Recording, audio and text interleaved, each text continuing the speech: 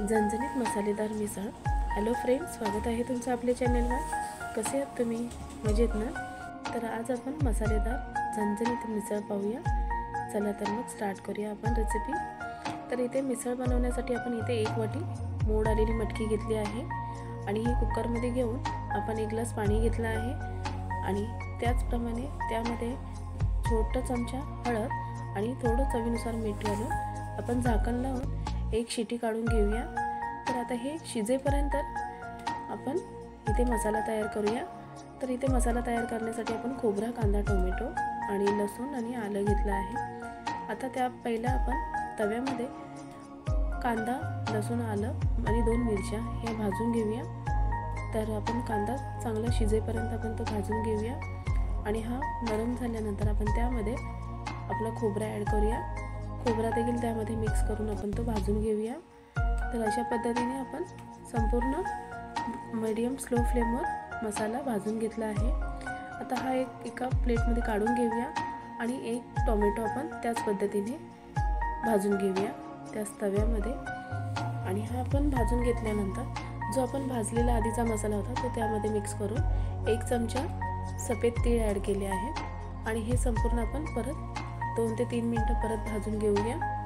आणि अशा पद्धतीने आपण हा मसाला व्यवस्थित भाजून घेतला आहे।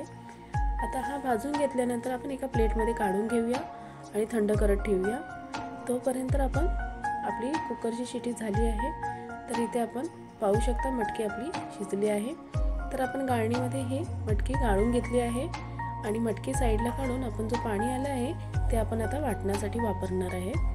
तर इथे आपण मिक्सर जारमध्ये सगळं वाटण काढून घेतलं आहे। थोडीशी कोथिंबीर आणि जे मटकीचं पाणी होतं ते आपण यामध्ये ॲड करून वाटण करून तयार करून घेतलं आहे। तर आपण इथे आता फोडणी देऊया मिसळसाठी। तर कढईमध्ये 2 चमचे तेल घेतलं आहे, थोडीशी 1 चमचा राई, कढीपत्ता आणि जिरं घेतलं आहे। त्याचप्रमाणे आपण एक बारीक चिरलेला कांदा घेतला आहे।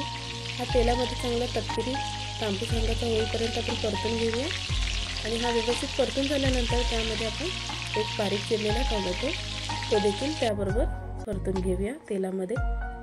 आणि हा असं चांगला तेलामध्ये परतून घेतल्यानंतर आपण मसाले ॲड करूया। त्यामध्ये काश्मीरी 1 चमचा लाल तिखट, धनेपूड, हळद आणि गरम मसाला घेतला आहे। तसंच ह्या इथे 1 चमचा मिसळ मसाला घेतला आहे। इथे तुम्ही कांदा लसूण मसाला देखील घेऊ शकता। तर आणि जो आपण वाटण तयार करून घेतलेलं आहे होतं हे आपण ह्या तेलामध्ये मसाल्यामध्ये परतून घेऊया। तर इथे 5 ते 6 मिनिटं आपण तेल सुटेपर्यंत मसाला तेलामध्येच परतून घेणार आहे। तेल सुटेपर्यंत आपण ते परतून घेतल्यानंतर त्यामध्ये आपण गाळून घेतलेली मटकी आणि मटकीमधलं बॉईल केलेलं उरलेलं पाणी त्याचप्रमाणे 2 ग्लास पाणी ॲड करून आपण हे संपूर्ण अशा पद्धतीने तयार करून घेतलं आहे। आता आपण यामध्ये चवीनुसार मीठ घालून आपण चांगली उकळी येईपर्यंत आपण आपली मिसळ शिजवणार आहे। तर इथे पाहू शकता इथे अशा पद्धतीने आपण उकळी आलेली आहे। आता हे चांगल्या 7 ते 8 मिनिटं शिजल्यानंतर आपण त्यामध्ये कोथिंबीर घालून सर्व करूया।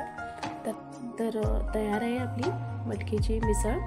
तर हा एक महाराष्ट्रातील लोकप्रिय स्नॅक्स आहे। तर नक्की ट्राय करून पहा।